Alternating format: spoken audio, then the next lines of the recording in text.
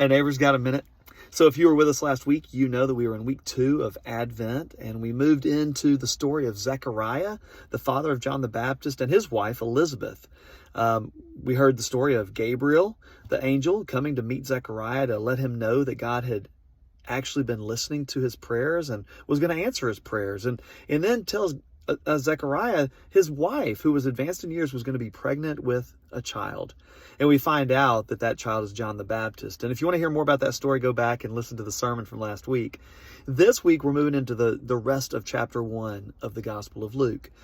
It's in this part of the chapter that we find out about Mary, the mother of Jesus, and how that same angel Gabriel comes to visit her at the opposite end of the age spectrum to say, "You, Mary, are highly favored, and the Lord has decided to bring a baby to you as well. This baby will be the Messiah." Mary could hardly believe it, but she was filled with curiosity and excitement. And the Bible says that when the angel Gabriel left her, she immediately hurried off to go see her cousin Elizabeth, who had been told to her was pregnant already, about 6 months pregnant. And when these two women get together, we're going to study this coming Sunday, but when these two women get together, there's joy and there's excitement. And in fact, the Bible says that the baby in Elizabeth's womb leaps for joy. And then Elizabeth says to Mary, "Blessed are you, woman, because God has been faithful to you."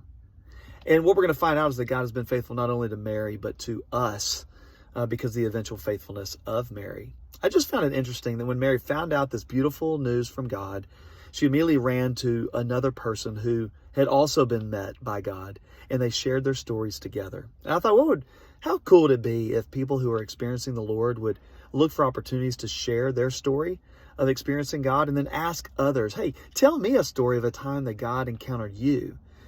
Amazing how the shared witness of our encounters with God would just grow faith amongst us. Hope that you'll try to do that in the days to come. And then I hope that you'll plan to be with us in worship on Sunday, 9 and 11. We're going to move into week 3 of Advent. And again, Mary and the encounter she had with the angel when she finds out the great news that she's going to be the mother of Jesus. Hope that you'll join us. We'll see you then. Love y'all.